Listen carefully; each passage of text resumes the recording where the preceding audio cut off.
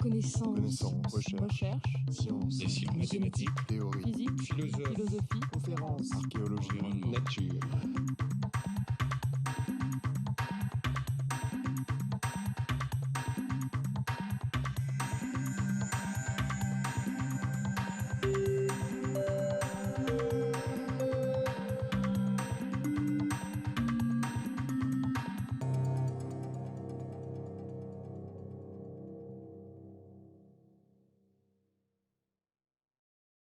Mesdames, Messieurs, chers collègues, c'est un plaisir pour moi d'être ici. Sans plus attendre, j'aimerais vous évoquer l'idée que la dynamique des rapports de genre est et restera au centre de la prévention du VIH. Ici, avec le sarcophage des époux de la Villa Giulia à Rome, 6e siècle avant Jésus-Christ, la culture étrusque nous offre une représentation assez unique de deux époux égaux devant le banquet de l'éternité. La femme étrusque avait une grande importance, tant au niveau politique qu'administratif, bien plus grande que ce qu'elle était dans la civilisation grecque et romaine. Alors, dans ce cours exposé, principalement centré sur la prévention de la transmission hétérosexuelle du VIH, responsable de la majorité des infections, j'examine l'idée que le profil futur de l'épidémie dépendra en partie des changements dans la sphère de la nuptialité et de la famille, avec comme conséquence inattendue une plus grande autonomie sexuelle des femmes. Cela entraînera pour elles davantage de comportements sexuels à risque pour le VIH, mais cette autonomie porte aussi l'espoir d'un recours plus fréquent aux techniques de prévention biomédicale, comme par exemple le préservatif ou les microbicides. Alors voici près de 30 ans, on l'a dit ce matin, que l'épidémie de VIH est devenue mondiale, mais les évolutions des comportements sexuels ne semblent pas prendre en compte, ou du moins très lentement, cette réalité. Avec environ, on l'a rappelé ce matin encore, 2,5 millions de nouvelles infections en 2009. Certes, la transition du sida a commencé, avec un déclin très accentué de la mortalité, on le voit ici, mais le niveau des nouvelles infections, de l'incidence reste élevé, et en fait, malgré le fait qu'il y a 4 millions de personnes infectées sous traitement antirétroviral, le but est d'arriver à un point où finalement, dans le futur, le nombre de personnes infectées descendra en dessous de celui des décès, de sorte que le nombre total de personnes vivant avec le VIH, la prévalence, baissera enfin. Et beaucoup d'incertitudes demeurent sur ce point au moment où enfin les routes vont se croiser. Et j'ai vu que ce matin, Jeff Garnett mettait ce point en 2020, mais en fait les estimations vont de 2015 à 2040. Comment peut-on accélérer cette transition ? Alors, les changements les plus importants dans la transmission sexuelle du virus concernent l'usage du plus fréquent des préservatifs.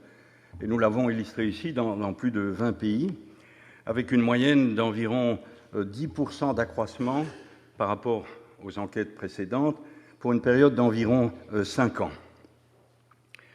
Et par ailleurs, on a montré récemment, dans une dizaine de pays d'Afrique subsaharienne, que parmi les jeunes de 15 à 24 ans, une diminution du nombre de partenaires sexuels et un accroissement de l'usage des préservatifs étaient associés à une baisse significative de prévalence du VIH. Dans une dizaine de pays d'Afrique subsaharienne, mais dans la majorité des autres pays à travers le monde, plusieurs analyses récentes ont trouvé peu de changements dans les comportements sexuels à risque au cours de la dernière décennie. Et la contribution des programmes de prévention de VIH, quand ces changements interviennent, reste totalement incertaine. Ainsi, voici un tableau qui nous présente une récente revue de 40 interventions pour prévenir la transmission sexuelle du virus, dont 38 essais contrôlés randomisés. Et la conclusion, c'est que sur les 40 essais, Comme vous le voyez, beaucoup, 83%, ne montrent aucun effet sur l'incidence du VIH. Et particulièrement quand on regarde les interventions qui concernent le comportement sexuel à risque, aucune n'arrive à montrer un effet. Alors, les raisons de cette situation sont multiples. Elles vont de problèmes de mesure ou de puissance statistique, des biais de sélection, en passant par des effets de contamination ou de dilution. Mais, toujours est-il, la réalité est là. Les seuls essais qui sont véritablement convaincants, c'est la circoncision masculine, dont on parlera bientôt. Donc, notre compréhension, disons, de la dynamique des comportements sexuels et de la possibilité de les influencer à long terme reste très limitée. Et comme on le voit ici, dans 4 pays à haut revenu, souvent, après un déclin à la fin des années 80, on assiste à une remontée du nombre de personnes séropositives. Ceci concerne les communautés homosexuelles. Donc, les différences de prévalence du VIH entre pays et régions ne s'expliquent pas uniquement par la prévalence ou la fréquence des comportements sexuels à risque. Les relations entre les comportements sexuels et l'acquisition ou la transmission du VIH sont complexes. Il n'existe aucune théorie générale qui permette d'intégrer de façon simple les comportements sexuels aux structures sociales et aux multiples déterminations contextuelles. Et seul peut-être un artiste comme René Magritte ou peut-être un démographe comme Ron Lestag peuvent avoir une vision du long terme. Et je cite Ron Lestag parce qu'en effet, pour prédire les changements de sexualité, c'est probablement du côté de l'évolution des systèmes matrimoniaux et des structures de parenté qu'il convient de se tourner. Ce qu'on appelle la seconde transition démographique a commencé en Europe, voici 50 ans, au début des années 60. Et cette deuxième transition concerne un ensemble de facteurs structurels qui touchent à la nuptialité, la famille, dans la plupart des pays à haut revenu, et la fécondité. Voici ici une illustration du taux de nuptialité. Et on peut voir, comme il est bas en Europe de l'Ouest, à peu près 50 mariages pour 1000 habitants, et ce qui est très peu, et à l'Est, un taux légèrement supérieur, avec plus de 50 000, mais on fait une évolution un peu décalée dans le temps qui ressemble à ce qui s'est passé en Europe de l'Ouest. Ou encore, voici ici l'idée du mariage tardif, 25 ans et plus, couleur rouge, comme vous le voyez ici dans le Nord, on est à près de 30 ans, et même si les évolutions sont encore à 25 ans au niveau de la Russie, encore une fois, avec un certain délai, l'âge au mariage, spécialement pour les femmes, est postposé. Alors voici une autre illustration, ce qui concerne la proportion des naissances hors mariage. On va des années 1970 à 2000, et vous voyez ici un ensemble de pays qui concernent toute l'Europe, et l'accroissement très rapide du nombre de naissances hors mariage. Alors cette deuxième transition démographique implique un certain nombre de changements dans la nuptialité, comme vous le découvrez ici, avec comme principal effet démographique, qui est le plus visible, une chute rapide de la fécondité au-dessous du niveau de remplacement. La conclusion ici, c'est qu'au cours des 50 dernières années, les rapports entre les sexes et la notion de famille sont profondément transformés. Et l'effet majeur de ces changements concerne essentiellement l'autonomie des femmes. Alors si j'étends au niveau de la sexualité l'ensemble de ces changements qui concernent la nuptialité et la démographie, on voit que les évolutions vont clairement vers un changement marqué pour les femmes, avec un âge plus précoce au premier rapport sexuel et un mariage plus tardif, plus de relations pré- et extramaritales et une sexualité plus variée. Et je voudrais prendre ici un exemple en France. La France est un des rares pays où l'on peut saisir les évolutions temporelles des comportements sexuels sur une longue période, plus de 50 ans, grâce à 3 enquêtes nationales en 1970, en 90 et en 2000. Nathalie Bageot et les chercheurs de l'INED et de l'ANRS ont montré qu'en un demi-siècle, l'âge médian des femmes au premier rapport sexuel, qui était de près de 22 ans dans les années 40, a chuté de 4 ans pour s'établir provisoirement autour de 17 ans. Et dans le même intervalle, l'âge des hommes ne s'est guère modifié, peut-être un an de moins.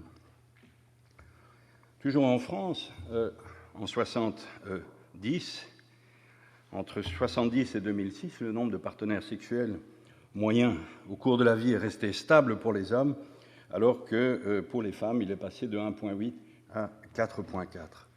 Donc l'accroissement le plus significatif est bien entendu chez les femmes, même si la différence entre les sexes reste importante.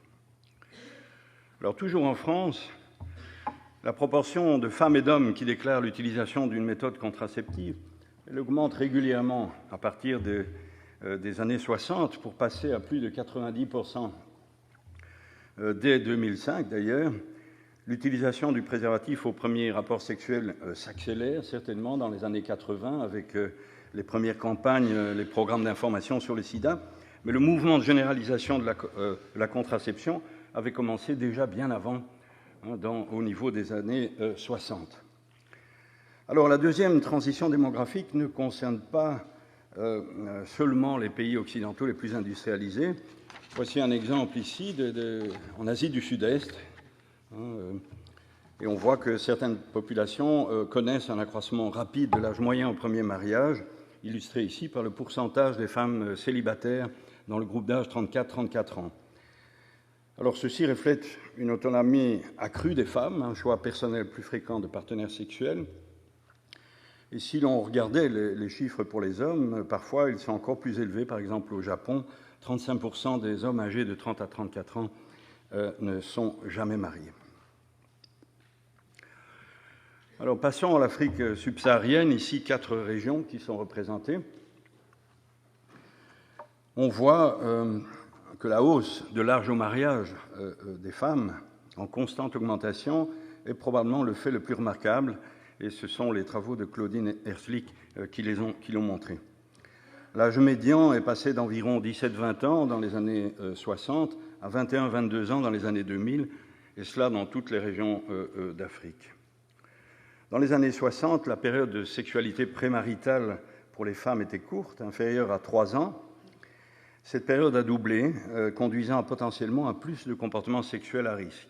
Et comme l'évolution pour les hommes est restée plus ou moins semblable, assez diversifiée, les calendriers d'entrée en union des deux sexes se sont rapprochés et l'écart d'âge au mariage entre hommes et femmes s'établit à moins de 5 ans, ouvrant la voie d'une façon à des relations plus égalitaires au sein des couples. Le déterminant principal d'un âge élevé au premier mariage chez les femmes est le niveau de scolarisation. Et dans quelques décennies, la distribution de la population en millions d'habitants en Afrique subsaharienne, selon les niveaux de scolarité atteints, sera très différente de ce qu'elle était au début du millénaire, avec un accroissement très très marqué au niveau de l'enseignement secondaire.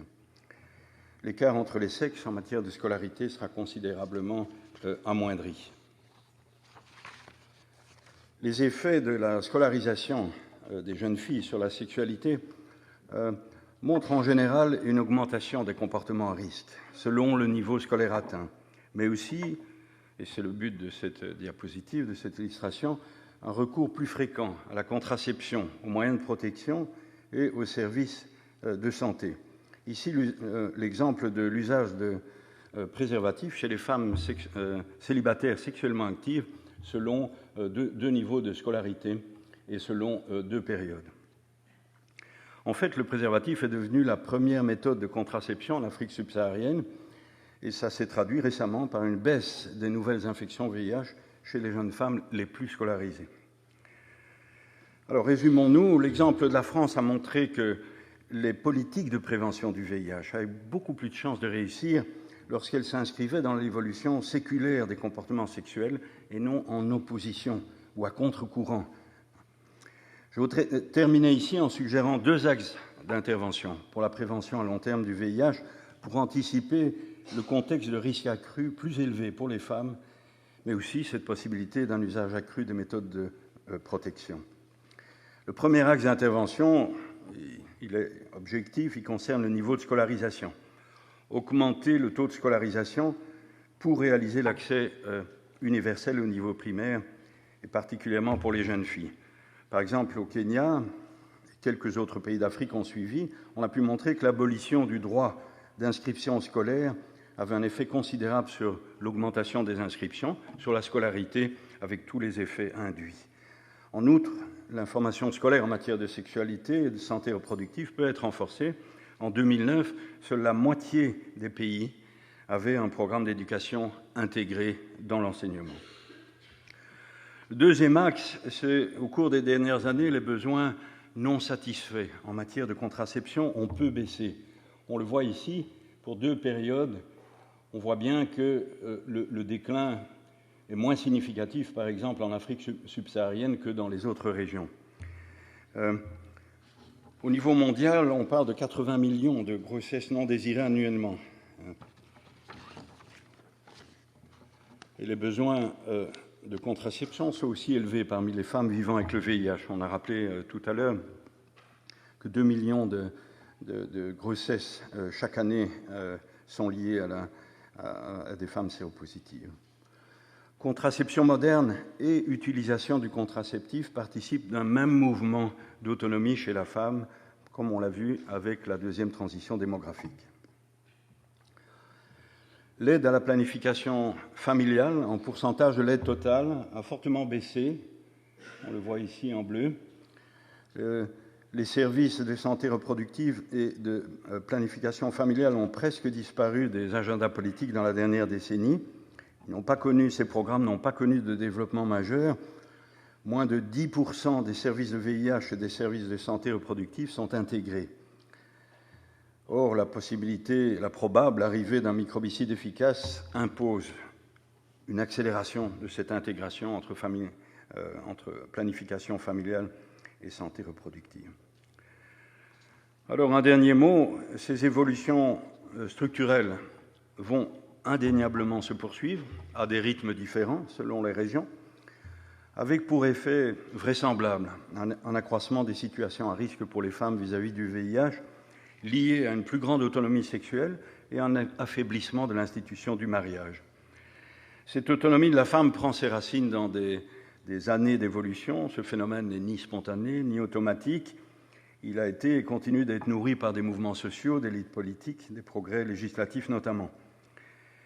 Les méthodes biomédicales de prévention du VIH, comme le préservatif et la circoncision masculine, ont déjà montré leur efficacité.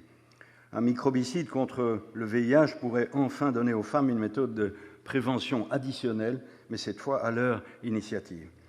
Et c'est certainement, à moyen terme, l'espoir le plus concret d'une étape importante en matière de prévention, car il accompagne un mouvement d'émancipation de la femme. Voilà. Merci de votre attention.